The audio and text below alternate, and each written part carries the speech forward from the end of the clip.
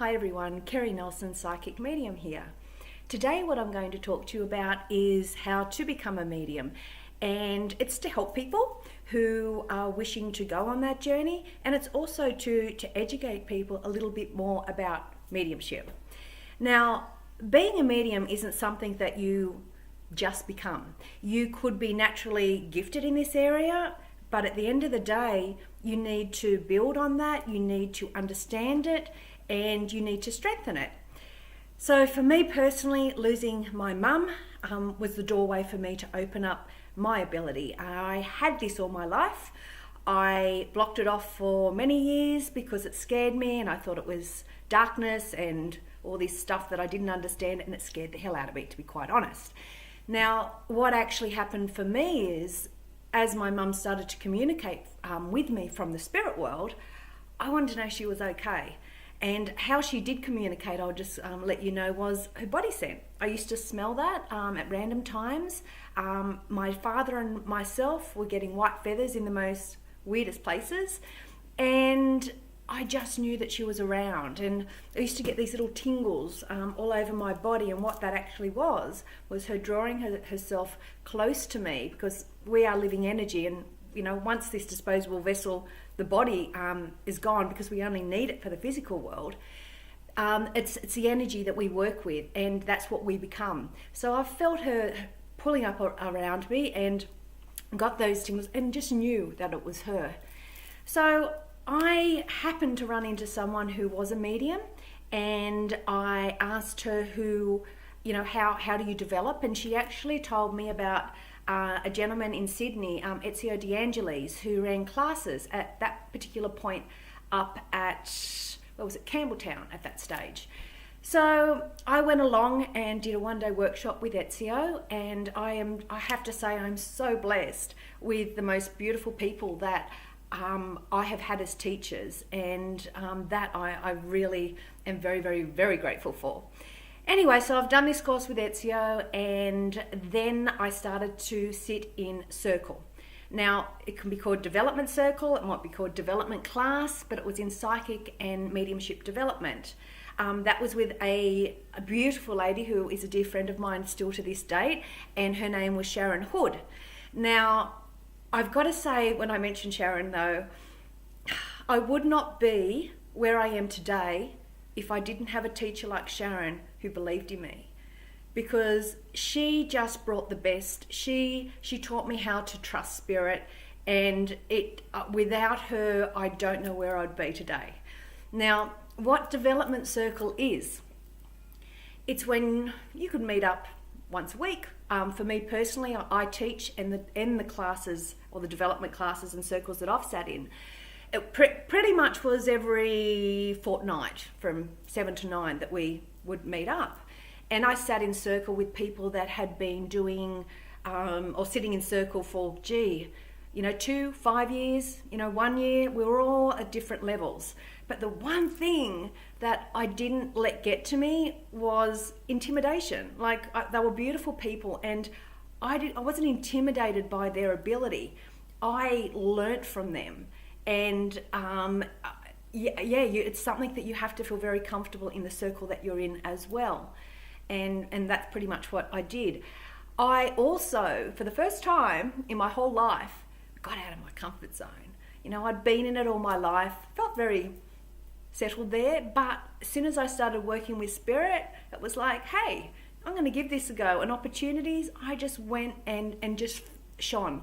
And that is also a secret ingredient. Now, development circle, just getting back to that, is all about developing your ability. Now, how spirit brings the messages through. We see, okay, now for me, and when I say this, this is my personal experience. Everyone is different on how they get their messages. But for me personally, the seeing is in my mind's eye for a start. And with mediumship, I'm talking mainly about mediumship here. I won't steer off to the psychic at this point. So that's the mediumship. So I see in my mind's eye. And what you'll find is with a medium, they're not looking at their client when they give the information to them. If you were to look at them and give information, you'd actually be getting it from their memory of that person. It's not a direct link to spirit, okay, on a mediumship level. So my dog is barking at the door and he'll just have to wait. Okay, so what we do is we go, so that's the seeing, so that's the clairvoyance. Clairaudience is when spirit talks to you.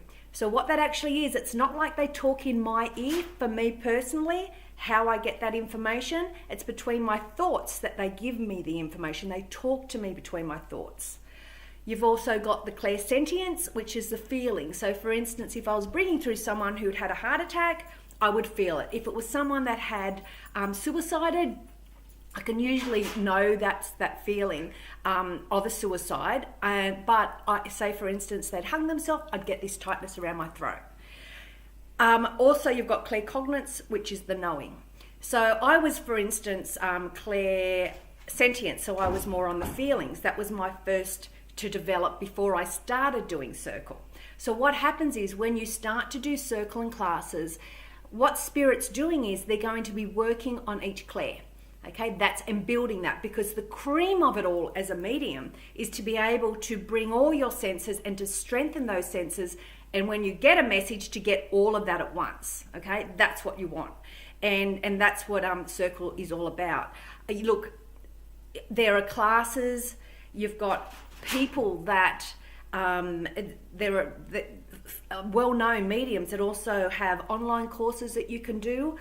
You can go and do a one-day workshop, but it's something that you have to continually build on, because you can't become a medium in a day. And can I also say, for me personally, that I continually learn from spirit. It is not something that I will ever know. Okay, it's something all my life I'm continually building, and my vibration has, over the years of being a medium, has shifted onto a completely different level. Another thing with development circles is as well that without you even knowing it, you change within yourself the more that you work with spirit. And okay, I'll give you this. Just because you're a medium or a psychic doesn't make you spiritual. And that is something that I always had a good heart, but over the years of me working with spirit, I am now in such a good place within myself, and that was a bonus I didn't even know existed. And that's something I'm very grateful for as well. So with development circles, what you do, so Norman's at the door and he's scratching and he's, anyway, so what happens is, you go into circle. I usually start my classes by saying, has anyone got anything that they wish to share? And that's more to do, not about your weekend, it's about your growth with spirit. Now, with that also, then we usually do a meditation. So we discuss it, because like you'll find that some people, you have something that someone else is also wanting answers to. So it's a good way to open up and talk. You also will do a meditation, and then we'll work on something. So for instance, it might be doing readings, building on a certain clair, might be missing persons, it could be channeling, but when you first start, if it's all beginners, I'll start from the basics, and I'll go through and I'll give them the fundamentals. We talk about ethics, morals, and that is so important.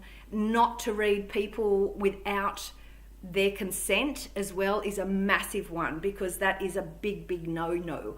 And I'll give you an example of why ethics are important. I was once, and can I just say, what I'm going to give you, it's not a bitch session by all means. It's giving you an example of what mediums can do without knowing they're doing the wrong thing. Okay, and it's definitely not a negative. It's just to be able to educate people in what I'm about to say.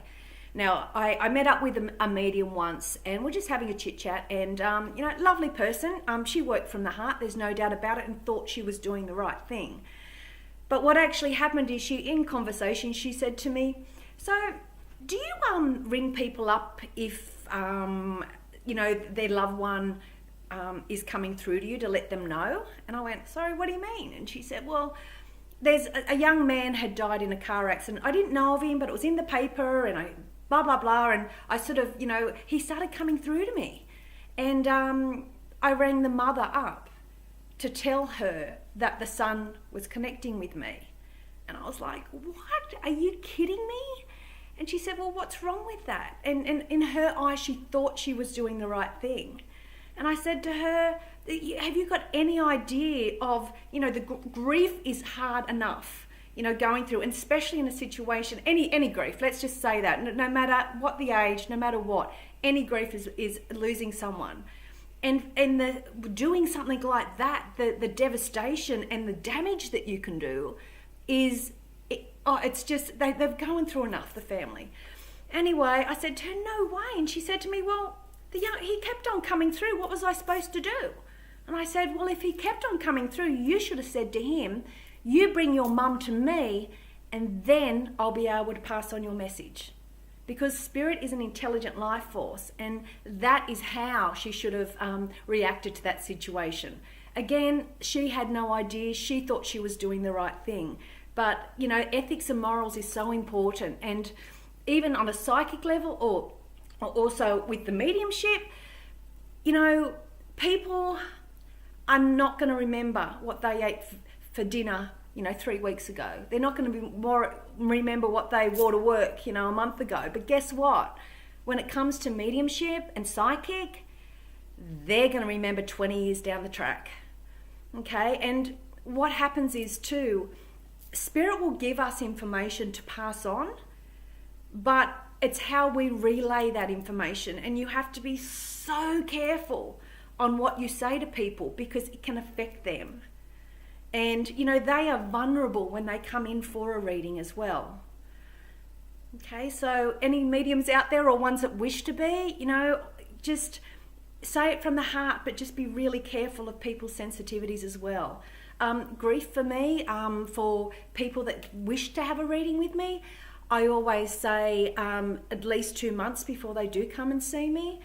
And, you have to be aware of that, of what you're giving out. And I want to say, for me, I had to lose someone that was very, very close to me, because how could I be able to understand, have someone in front of me that has going through grief if I'd never suffered before myself?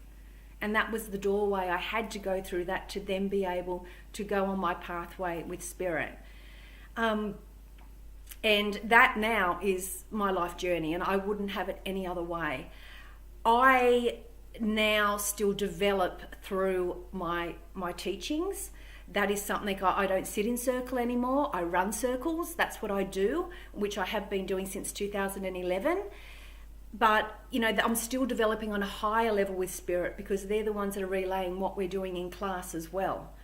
And also too, I'll say that there are workshops out I'm in Sydney. I'm sorry, not anymore. I'm actually in Wagga, and even in Australia, I'll say that there are people out there that run workshops, week-on workshops. We get a lot of international mediums that even come here, some beautiful mediums. And I have been to many of those to just learn different techniques. And what you'll find is you've got people that go to each one, and I'll meet up, it's like this industry out there. It's really good to connect with them as well, but they aren't going to Bali with their family. They're spending their $2,000, $3,000, whatever it is, and they're going to these workshops to be able to build themselves. And there is some amazing, incredible mediums out there, can I say, and we work bloody hard at what we do. And I am just so honoured at this day and age that, we are bringing up mediumship to this level, this in modern day. And I'm honoured to be on that journey without a shadow of a doubt. Now, I'm just going to sweep back around development as well. Make sure that the teacher that you have do research, okay? Go have a reading with them. Look at their Facebook page, because you want someone that works from the heart. You want someone that has got integrity. And it's like any industry, you've also got ego-based, okay? And get someone that shows love on their Facebook pages, that's not in any way sort of a negative person. And make sure also that you can actually, you get on with the people in your circle, because that'll help bring out the full potential. But just remember, you shine your light, and you just have to be you, learn from the others, and enjoy the journey that's ahead of you, because you won't look back. Thank you everyone for listening to me today, and I hope you have a beautiful afternoon, morning, wherever you are in the world. Thank you. Bye.